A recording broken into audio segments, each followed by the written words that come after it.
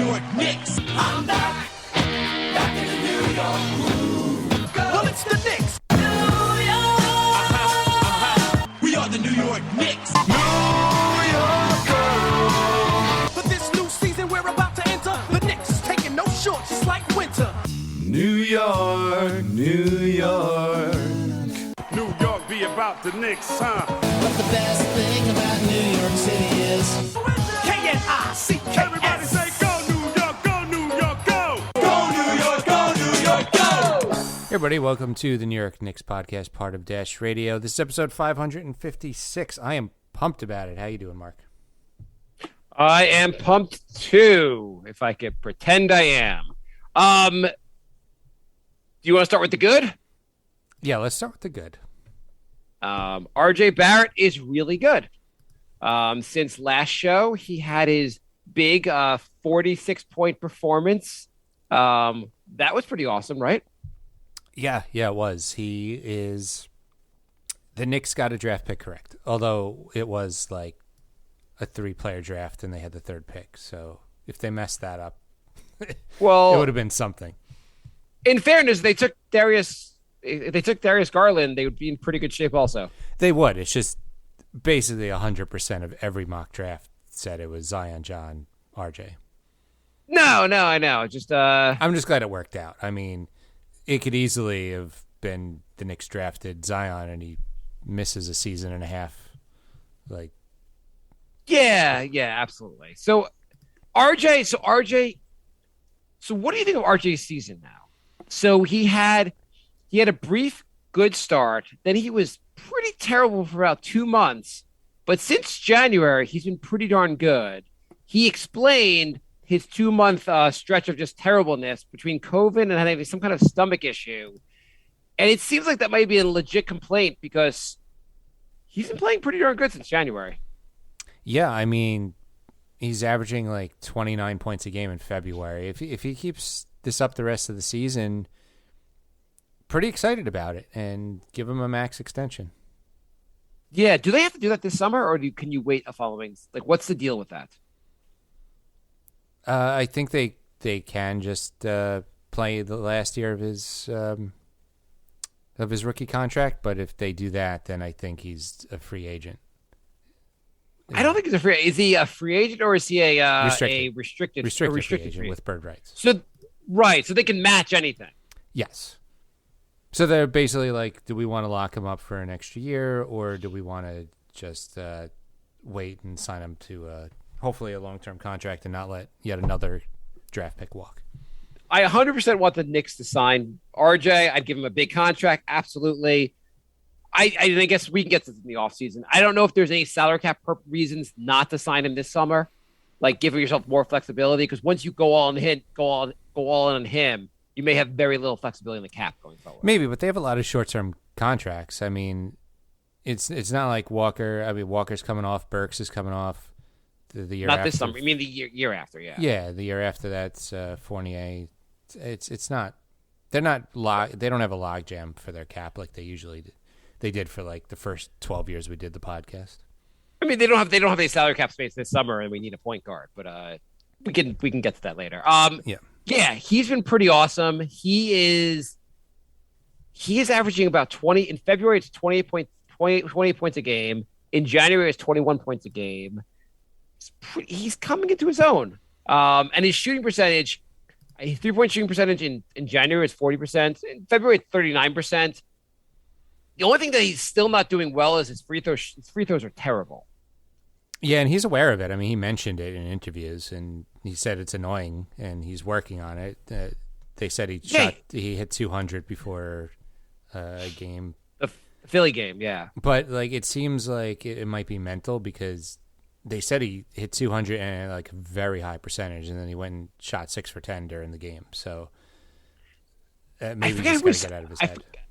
I forget who was saying how they used to work on their free throws by like doing sprints and then doing the free throws, just to try to like not to be like to try to be in more game conditions by like sprinting and then doing the shots. Yeah, I mean, I don't know what I'm maybe he does stuff like that. Who knows? But if he could up his shooting percentage, free throw percentage to like 75, 76%, it would make a huge difference. Yeah. Right now he's at like 68%, which is just brutal. He gets to the line a lot, which is pretty awesome, but got to hit their shots. But against anyway, Miami, he took 22 free throws, which is ridiculous. Yeah. He is doing such a great job of getting to the rim. I am so impressed by that. Sometimes he'll pull up for like a short two, which I like also. He's been very crafty around the basket, which is just great. Yeah. Can you imagine what it would be like if he had a point guard to help him make things easier? I think life would be easier for a lot of Knicks with a point guard. So let me ask you, Jay, I have a question for you. Who is the last point guard the Knicks have drafted? You're not going to get this, so I'm going to tell you who it is. Because I know who you're going to say. Who's the last point guard?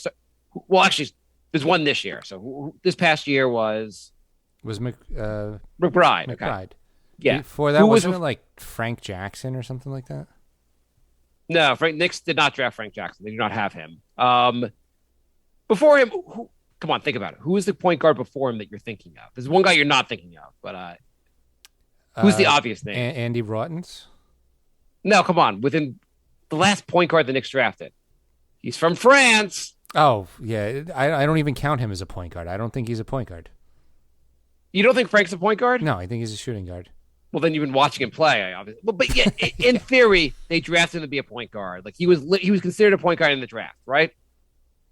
Yeah, and the Knicks tried. Yeah. And the Knicks tried him out. He couldn't run an offense, so yeah. But okay, so anyway, this past year, 2021, the Knicks drafted McBride. The last time, and before that, the last time they drafted a point guard before that was 4 years earlier. Ntilikina. They also drafted this guy out of Serbia with the 58th pick in the draft. Some Serbian guy who's never been in the NBA, but he was the 58th pick in the draft. You probably don't remember this guy. So before Ntilikina, who was the last point guard they drafted? Andy Rottens. Andy Rottens is the shooting guard. He never played. I didn't know what the hell position he played. He was wasted draft pick. I think the one was pretty good was drafted after him. But you could argue Shumpert was a point guard. I mean, it's a stretch, but some people actually believe he was a point guard. Okay. I'll accept that. He's more of a point guard than I think Frank was. 2011, so 6 years earlier. Before him, who was before him? This is another in-betweener who really wasn't a point guard. Do you want to guess or do you want me to tell you? So everybody that you're listing is like an in-betweener, not a real point guard. I'm making a bigger point here, but do you want to get? Do you want to try to guess, or you want me to tell you? So it's before 2011. Before 2011. Wow. I'm gonna go back to 1990. By the way. So before 2011, you're not gonna get it. I'm not gonna get it. Okay. Marty Collins. Yeah, I wouldn't have got that. Okay. Yeah, I didn't even remember he was a point guard. I think he was more of a shooting guard. This is 2006. Yep. So like far, every 5 years they draft an in-between sort of point guard, not really. So far, the Knicks, who desperately need a point guard, in the last year only drafted one point guard in the second round. 4 years earlier, they drafted a point guard in the first round, Frank, and some guy from overseas. Before 2017, there was 2011. Shumpert, who's really not a point guard. Before that, Marty Collins, really not a point guard. That's 2006. Before that, who's the next? Who's the point guard before that? Well, then I'm not going to tell you. 2002, some guy Milos Vujic, some other guy from Serbia. Knicks like Serbian point guards. That's 2002 in the second round. Never came to the NBA. Before that. So now we're in the 90s, right? Yeah. Hubert Davis? No, I'll give you a hint. This guy was someone the Knicks extended. Charlie Ward. Yes. Charlie Ward, who actually was a pure point guard. No question, right? Right. So not a world beater, but, a decent NBA player. So if you exclude the two guys who played overseas, never made it to the NBA. I'll allow that, yep. And you exclude the in-betweeners who really like Shumpert and Marty Collins. The Knicks drafted Charlie Ward, and then the next point guard they drafted was Frank Ntilikina, 13 years later. No, sorry. I got that wrong. 23. 23 years later. Holy. And before Charlie Ward, you want to try before that? This is another actual real point guard. Was that Hubert Davis? He was. They consider him a shooting guard. Was he? I thought he was more of a shooting guard anyway. Was he a point guard? All the Knicks point guards are shooting guards. Mark Jackson? No. Mark Jackson's in the 80s. Greg Anthony in 91. Okay. Anthony was a real point guard. I mean, he wasn't good on offense, but he was a real point guard. Yeah. But anyway, 91 they draft Greg Anthony. 94 they draft Charlie Ward. Totally fine. Hey, do we need another point guard? We'll wait till 2017 to draft another real point guard. And he wasn't even a real point guard. And when he's not that good, we Andrew says he doesn't like this game. Isn't this insane? I was like, the Knicks always need a point guard. The number one place people get point guards is the draft. What in God's name have the Knicks been doing? Like, no other position have they been this insane with. Every other position gets drafted every few years because that's what you do. I guess you're counting Nate Robinson as a shooting guard?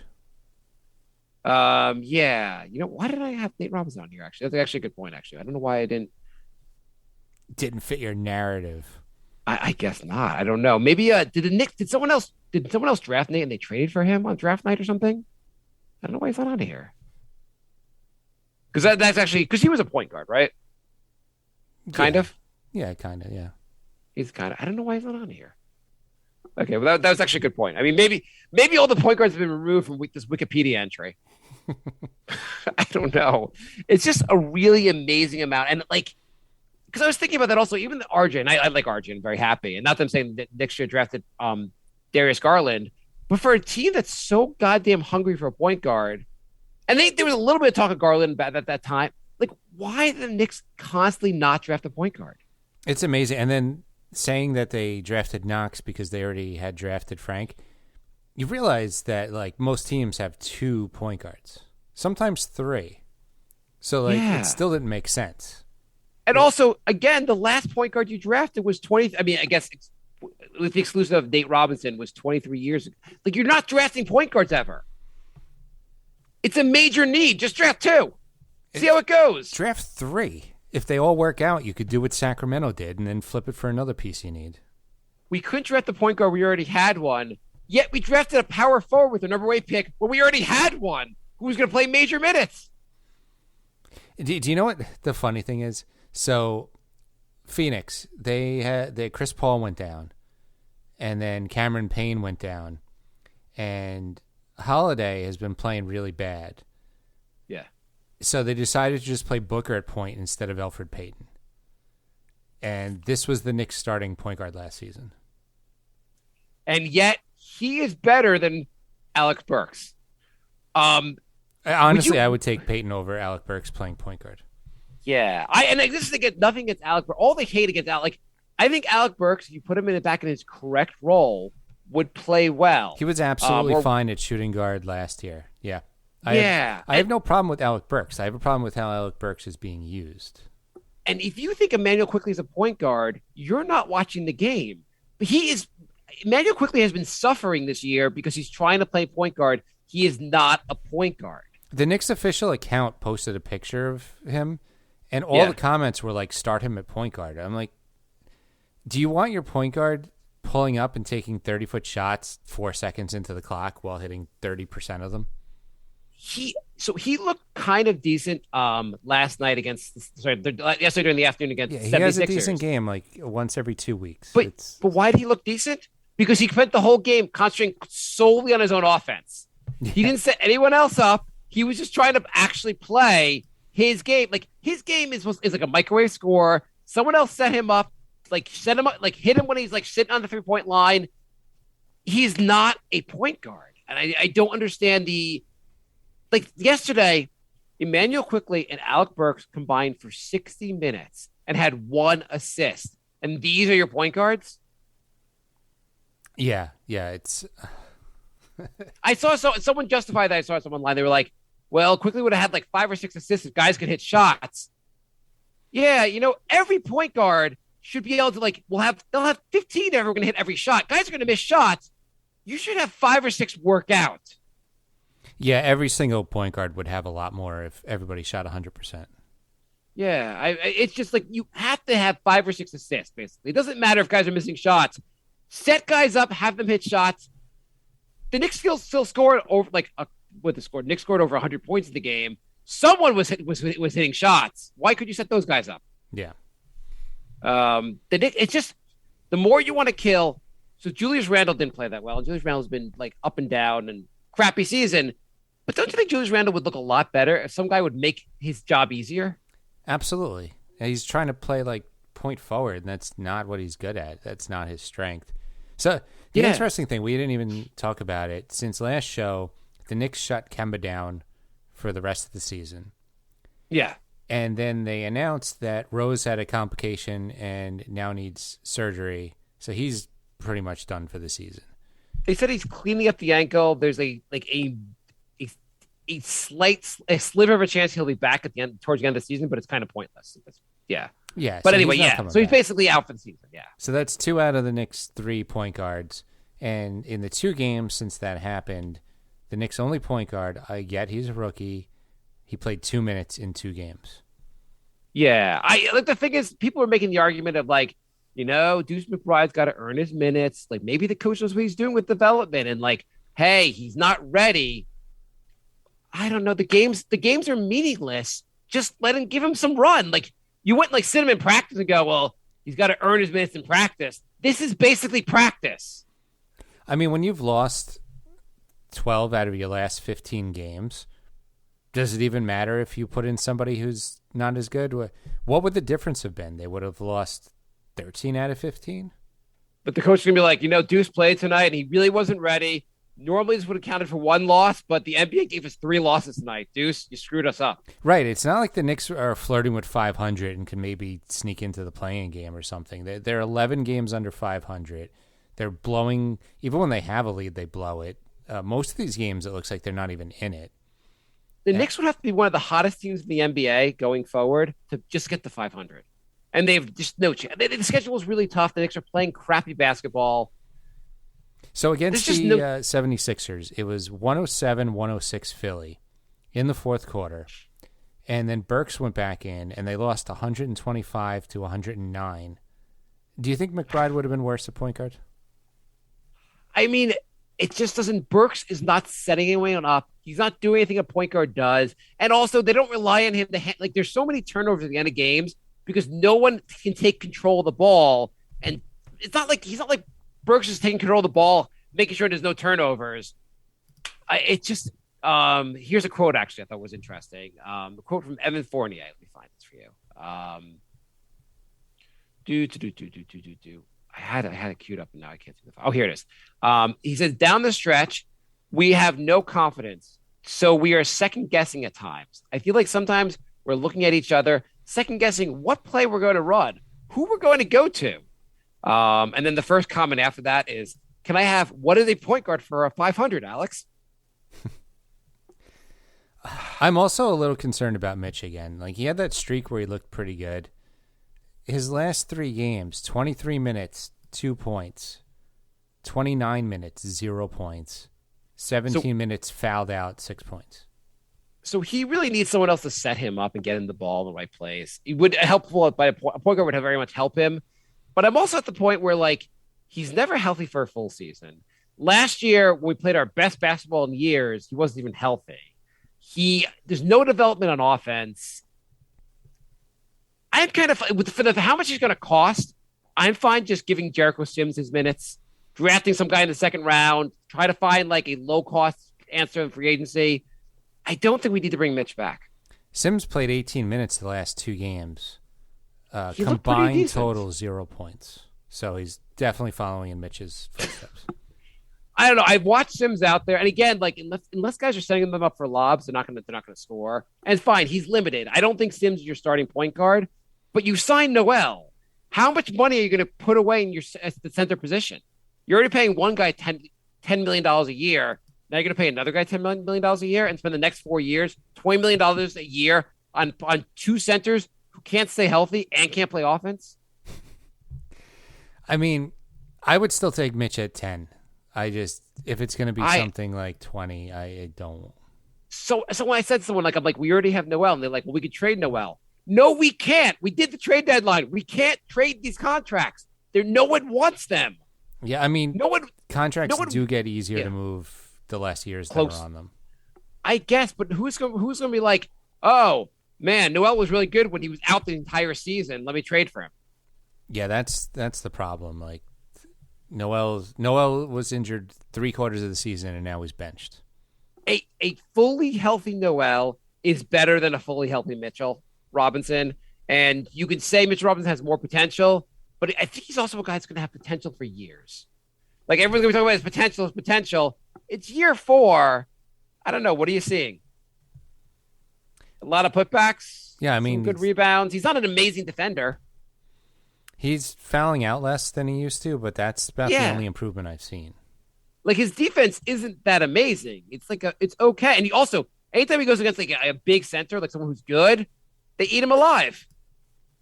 Yeah, he's had 16 fouls in the last 3 games. I just on a side note, can the referees stop throwing games for Philly? I mean, not like helping Philly win games. Like, it is absurd what Philly does. Like, right now they have James Harden and Embiid, who both the referees just go crazy calling fouls for these guys. I thought they did this whole thing where they're cracking down on it. It looks like the rip through is now back, and the phantom fouls are back. So the refs basically like did whatever they were going to do for 2 months, and then completely went back to just garbage. Yeah, and I'm not talking about just Philly, and I'm not talking about just against the Knicks. Like, I watch other games around the NBA, and I see it going on all over the place. It's like league-wide, they just gave up on calling the game the way it should be called. It ruins the league. Stop calling touch fouls. Stop calling the side-to-side thing is completely absurd. The offensive player initiates this play. There's no contact otherwise. Just because the guy has his hand out there, you could just rip the ball through his hand, and it's like, oh, it's a foul. That's not a goddamn foul. It also makes it impossible to play defense. Right. Like, it's like the problem with so NB. I don't think Philly. I'm going to pick against them in the playoffs because their advantage will disappear in the playoffs when the refs stop calling all these fouls. Like, Embiid, I just never seen a player get so many goddamn touch fouls. I mean, Harden gets all these bullshit fouls also, but like there were so many plays. Like, there was a play yesterday where Mitchell Robinson guarded Embiid perfectly. He had the ball. He basically, Embiid was driving in. He had ball, and like Embiid like kind of forced the ball up, but his hand remained on the ball the entire time. It was as perfectly defended as you can get. And they call a foul. They showed the replay. There's no foul whatsoever in the replay. And Doris Burke's like, you can't see that, but like he kind of touched his elbow at some point. You're like, fuck you, Doris Burke. There was no foul. Stop calling this shit stop pretending there are fouls. I go on Twitter and I see like people saying how great Doris Burke is, and all I see is that she's just like a star call apologist every time she does a game. Yeah, holy shit. All it was like, oh, they're so good at drawing fouls. This is so great. They can draw fouls. This is the worst the NBA can be. And I get there were plays where clearly the Knicks fouled Embiid, they fouled Harden, clearly.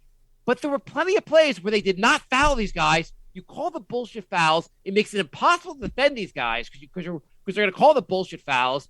And then RJ drives into traffic, gets hit, and they're like, great defensive play. I'm like, but you're not calling the fouls for us. My favorite comment is when somebody gets called for a bullshit foul and they're like, he shouldn't have put himself in a position to get that foul. And it's like, what, like stand in front of the player? Exactly. There was Harden. Harden, like at one point, just like he pushes himself into the guy. The guy's just standing there, and they're like, well, bad play being there. It's just, there was another play also in the game, early in the game, where it was like a fast break. I forget. It might have been RJ actually on playing defense. Whatever it was, Harden just runs into him, basically throws him off the court, and the guy trailing him like dunks the ball. And they're like, great play. I'm like, how is that not a foul? Harden just threw the guy out of the way. They didn't call crap. They would even call that in street ball. Like, it was absurd. I was like, this. It's not like the refs couldn't see this. The entire play is just him throwing him and then the guy dunking. Like, You can't miss that. And they showed the replay, and Doris Burks is like, great play. I'm like, I hate you. I hate you so much. But it's just play after play of like, it's horrible basketball. Yeah. Anyway, I yeah. But let's go to some emails. Oh, actually, I wanted to read you one thing real quick. Okay. From Stan Van Gundy. Before we go to the break, go to the emails. So he said Stan Van Gundy was on the Dan Le Batard show. And he's talking about Zion Williamson. We didn't talk about all these rumors. I want to go over the rumors with you real quick. The two big rumors lately are Zion Williamson of the Knicks and Donovan Mitchell. What do you think? None of those excite me. But Donovan Mitchell wouldn't be exciting on the Knicks? He would, but I don't believe it at all. Oh, okay, yeah. So Van Gundy is quoted as saying, "It's possible, but listen, the Knicks have this thing, and it's amazing. No matter how many times people have proven they don't want to play for the Knicks have this idea that everybody in the league wants to play for the Knicks. Now, what is the last time it actually happened that like someone came and tried to get their way to New York? Like never in the last 20 years. Actually, Melo did, but and he goes, but still, the Knicks and Knicks fans think everybody's trying to get to the Knicks. I'm not saying Zion won't end up there. There's all kinds of ways people can end up somewhere, but this idea that everybody wants to be a Knick. I mean, if that were the case, then they wouldn't be as bad as they've been for the last 20 years. Truth bombs. Yeah, I thought Stan Van Gundy ain't a good coach, but he pretty much nails this. Yeah. He goes, the Knicks' arrogance as an organization has astounded me the entire time I've been in the league. You would think this is a perennial champion, this great organization that everybody wants to play for. Please, come on, can we stop it? Just because the Knicks fans want a player doesn't mean everyone is trying to get there. Well, he put it very well. I mean, I can't argue with anything he said there. Do you think so? Do you believe Donovan Mitchell is trying to come here? No. You know, William Wesley, Worldwide Wes, yeah. Apparently has a plan to get him here. What's the plan? Like offer him money? I think you've thought more about this than Wes. I know they just say he apparently has some kind of plan. He's been selling this plan to everyone that he's going to get him here. There's no real explanation of how he's going to get here. And then there's a quote from Donovan Mitchell, who's been asked about all these things, and he's basically just said, like, "Yeah, I don't care what people say. I'm committed to staying in Utah. I like being on." He says it like once a week. Like he cannot make it any clearer. Yeah, he keeps saying. He said, like, "I don't care what they say. It's fine. They can talk about whatever. But like, I'm happy right now, and the team is pretty good. Like, why is he looking to leave? Why do you? That's the thing. Why would he go to this garbage team when he's? I mean, every once in a while there's a rumor that he doesn't get along with Gobert, but like, I mean, also for so long people were saying how the Knicks like, well, we can't tank, like no one's going to come here when we're bad, so we got good for a year, and we had all this cap money, and no one came anyway. Right? Yeah, and it didn't even sound like it was close to anybody coming. No, the guy, you know where we got to come here? Alec Burks. Who was already here? Right. We didn't get anyone. We got Evan Fournier, who we tried to trade who we were contemplating trading at the trade deadline, and Kemba Walker, who we asked not to play anymore. And and all these guys we just tried to swap like 6 months after they came. Yeah. Okay. Anyway, so I feel the show's been too positive. Go with your emails, Jay. nyknickspodcast@gmail.com. or Hey writes, did we get bamboozled with Noel and Burks with them playing in empty courts last year?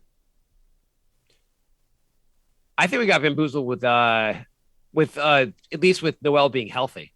He's not been healthy most of his career, and he's going back to not being healthy. I think that's more it. And like we said before, I think Burks is fine when he's playing his position, which he hasn't been pretty much all season. Yeah. Phil writes, try singing the New York Knicks podcast intro song and see how far you can get. Really great work, by the way. Thank you, Phil. Do you want to sing first? No, I'm going to let you sing. My girlfriend has banned me from singing in the apartment. I have a very bad voice. Just sing very low. It's fine. Jorge writes, what do you guys think about the Zion situation? So Zion. So I'm not going to believe Donovan Mitchell was going to force his way here. Do you believe? Forget the health. Whether the Knicks should trade for him. Do you believe there's a chance Zion might want to actually come here?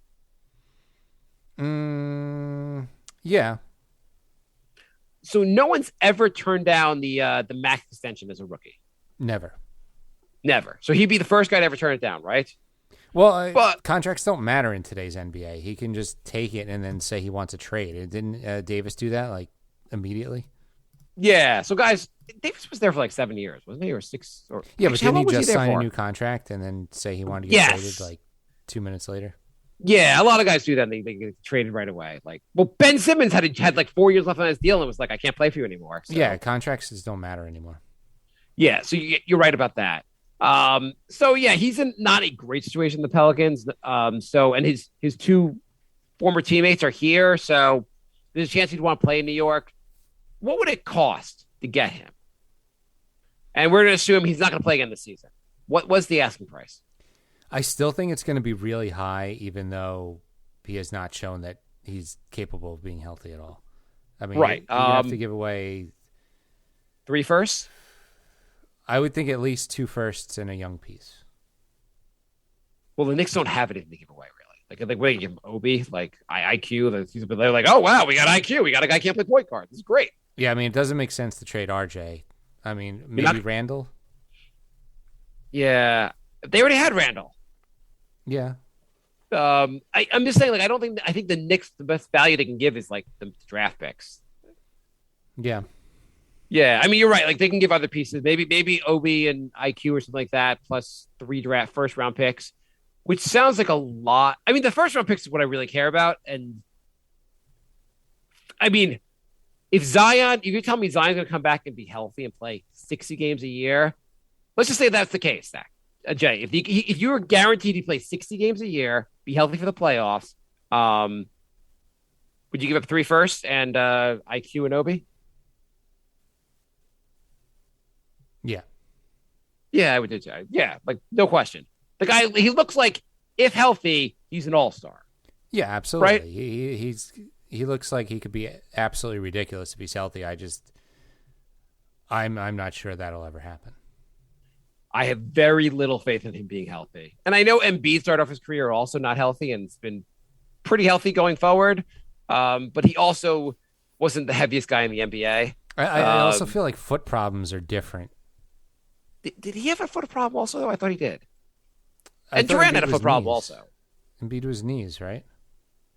Was Embiid was his knees? Yeah. I don't remember what the injury. Yeah. You might be right. Yeah, because foot problems is something you don't want to mess with. Yeah. Are you sure it wasn't You can look it up. Jorge writes, hey guys, do you think we're doing better in developing young players? I know Deuce hasn't played NBA minutes. Wait. Sorry. It was a foot problem. He had a broken bone in his foot. Oh, okay. All right. I thought I remembered that correctly. Okay, read it again. I just interrupted you for no good reason. Thank you. Do you think we're doing better in developing young players? I know Deuce hasn't played NBA minutes, but at least he's playing in the G League. Things we hoped Franks and Knox did. So, in fairness, he's only played like 6 games in the G League, maybe 7. There's been plenty of games where the Knicks just don't play McBride and they don't play him in the G League. I'd feel better if he was just playing every G League game then. I don't think that they've done a completely terrible job. I mean, like we said every episode, like Grimes, Mitch, IQ, Barrett, like they're all young, they all get minutes. Sims is now in the rotation. It seems very weird that McBride isn't playing at least 10 minutes a game, just considering like that he's literally the only point guard on the team. Yeah, Cam's getting some minutes now. Like so, post All-Star break, Sims is playing now. Clearly benched Taj in favor of playing Sims. Cam is getting some more minutes. It's really the only gripe is really McBride, and I would agree. McBride may not be very good. Who the hell even knows? I just don't see the purpose of not playing it really. And I guess maybe they're not developing the players well because they're all trying to play without a point guard. Yes. You know they're not going to draft the point guard again this year. I know. The draft looks like it's like 9 of the 10 guys in the top 10 rankings are not point guards. Clearly, the Knicks are going to be like, well, there wasn't a point guard available. And then the second round, their first round, there's their second round pick. They'll be like, it's just like they'll go through the whole draft out of point guard. Then they'll not sign anyone. It's okay. Who is the most likely point guard for next season? Kemba, Burks, starting point guard for next season. Kemba, Burks, Elfrid Payton, or Westbrook. I hate this game. Patrick writes, What's the starting? Go. Christian Wood was offered to the Lakers and they rejected it. Is that something the Knicks could have jumped on, or even a possibility going forward, perhaps? I mean, Wood's pretty good, and we can use a center to play offense. What was he? I mean, if you could do like Wood for sign and trade with Mitch, do it. Yeah, I would do that. Yeah, absolutely. I'm just wondering what the price would be for Wood, because Wood's pretty solid on offense. It would be a cool mix to have like a Noel and a Christian Wood, and with a Sims also there, where like you can have some guys who can actually play defense. And I don't know how good. I don't think Wood is the best defender, but like have some guy also can play offense at the center position. Yeah, have that nice mix. Why wouldn't the Lakers have done that? They probably figured that Wood makes a lot of money, and Dwight's like doing all right. I mean, the Lakers are terrible. You'd think you'd want to get younger and better. And they could move Davis to the 5. They just waived DeAndre Jordan to get DJ Augustine. Okay. Jay sent me this pass where DeAndre Jordan made a pass across court that ended up in the stands because it was like 10 feet over the guy's head. And they cut him like the very next day. They're like, it's enough. Yeah, you think LeBron was just like, you have to cut him. I saw that pass. You have to cut him. And they're like, okay, LeBron, whatever. And under their breath, they're like, way to sign Westbrook, asshole. We are also NY Knicks podcast on Patreon. And thank you, Andrew, our newest Patreon. On Twitter, Barrett King 89 writes, isn't it the most Knicks thing ever that we pass on guys like SGA and Halliburton only to literally be forced to take a point guard in this year's first round, what happens to be the worst point guard class since the NBA draft started? Ty would probably have been mocked at 20 to 30 at most years prior. Well, like Mark said, they might not even draft a point guard. Their plan might be, we're just going to offer Brunson $20 million, and then Brunson will be like, no, I'm just going to stay with Dallas. And then the Knicks have no point guard again. By the way, you know what's crazy also? If I told you the Knicks are, for 2 of 3 years, one of the years the Knicks are going to be good, and 2 of the years the Knicks are going to be trash. Also, during that same time span, 2 of those drafts are going to be trash, and one of them is going to be good. You know, the years the Knicks are going to pick the only year the draft is good to be good. Also, yep. This past year's draft was so loaded. The 2 around it are just terrible. Awesome. So, what do you want to see going forward, Jay? At this point, I don't even want to see wins because now we're going for draft position. Okay, screw the Knicks. Actually, I have a fun topic for you. Okay. Before the show ends, so the All-Star game. Did you watch the All-Star game? No, I watched the Saturday stuff, the 3-point contest and the dunk contest, and apparently I missed like a historic performance by Curry. Yeah, it's supposed to be a pretty cool performance. You know, I didn't watch it very much either, but so they have a rule in the All-Star game. It's not, the game doesn't go till, you know, it's not like a who wins at the in the 4 quarters. It's you have to go to a certain point total. Mm-hmm. Did you know the rule? Like you had to get to 160. It was the first to 163 points. Yeah, they did that with the Rising Star game, and I thought actually they did tournament style, but the way the tournament went, it was like race to 50, and then the finals was race to 25. So I kind of like that. So do you think the NBA, would it be better if they switched to that system for the regular season? So like, and here's a way you can do it. I forget, someone famous, I forget who it was, but who's advocating for this. But at the end of third quarter, you see what the score is. Let's say it's 85-80. You take 25 points on top of the high score. So 85 points becomes 110. So it's 85-80. The first to 110 wins the game. It's not bad. That way, there's no like it's so the fourth quarter you just keep playing. There's no end. Like you can end regular, you can end and have like a period, like a second, like a fifth quarter, say to get there. But like you have to get to 110. The game does not end till then. And also that way, the game always ends on a last shot. Like you have to hit a shot to win the game. There's no playing prevent defense kind of offense. We try to run out the clock because you just have to get to a point total. Mm-hmm. Less dumb fouling. I don't know. Could that be more exciting? In certain situations, it could. The NBA wants more scoring. This would be you could have like a fourth quarter that's 20 to 9, like it was 20 to 14. We're gonna keep playing. You have to get 25. You have to get enough points to actually win this game. Yeah, I mean, I could see it both ways. You could have a run just stopped because a team that had a good buffer going into the fourth didn't have to score. Right, but they have to. So it's whatever the score at the end of the third quarter. You have the team in the lead has to get 25 more points. Yeah. So it's not like a small amount of points. You have to and let's just say you went on a run and got 25 points with the first 8 minutes of the quarter. Well, fine, game's over. It's not bad. I mean, anything that makes games quicker, I think, is good. Yeah, I can't imagine in some ways. I guess it could be a little longer. I guess if it takes a while to get 25 points. I just feel like that. Someone told me about this idea, and I was like, the more I thought about it, I was like, this could be better. I don't know. With the Knicks fourth quarters, they would have 3 wins this season. If the Knicks, if they did some kind of mid-season tournament stuff thing, what they've talked about, do it for the tournament, and you don't have to do the third quarter thing. Just do the first to 100 and have that be the tournament. Mm-hmm. I think my other idea, if they're going to mess with stuff like that, do it during the play-in tournament. See if it works. My other idea, no more replay. How about no more touch fouls? That too. Or give coaches 2 challenges and no replay. That's it. And if you get your challenge right, you get to keep your challenge. Otherwise, there's no replay whatsoever. Even at the end of it, even the last 2 minutes of game, no replay. Unless the guy coaches a challenge, that's it.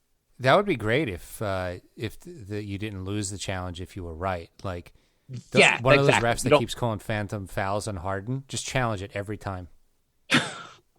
That and just get rid of you know what they also do? They call the phantom fouls early in the game because the refs are like, well, there are no fouls called yet, so foul.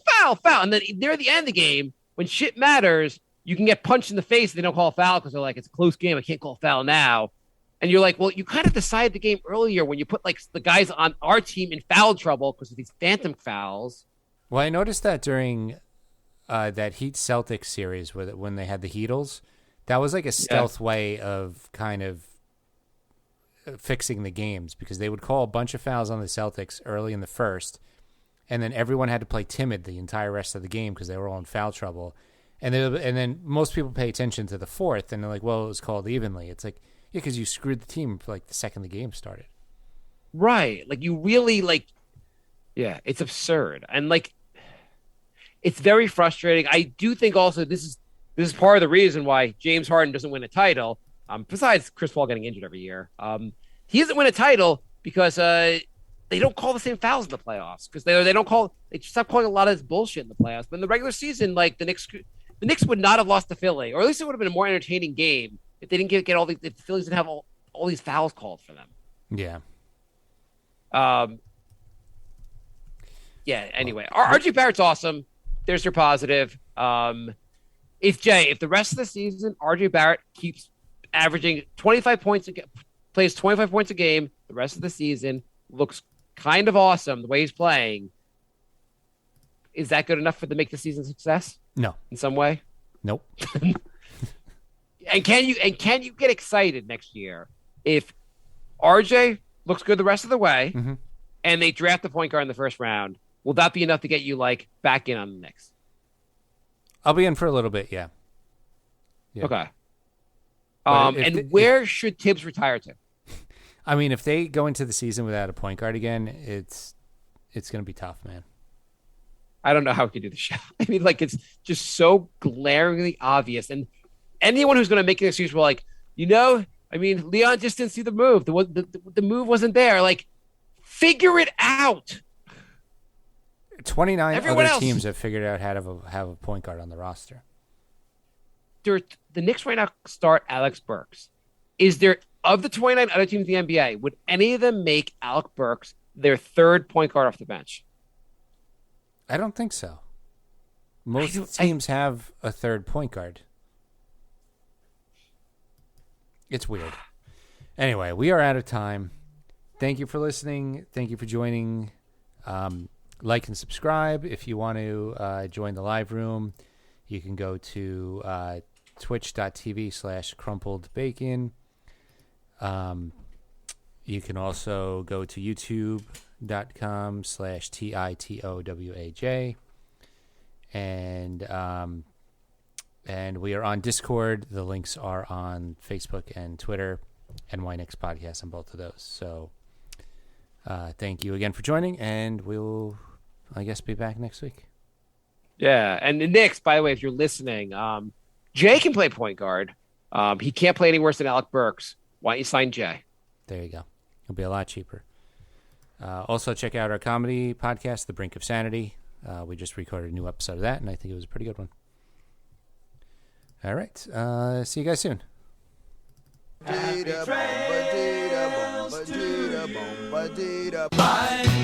love. Goodbye, everybody. Goodbye. It's all over. Goodbye. It's time to go. This is the end. Say goodbye. You better go away. I'm gonna leave you.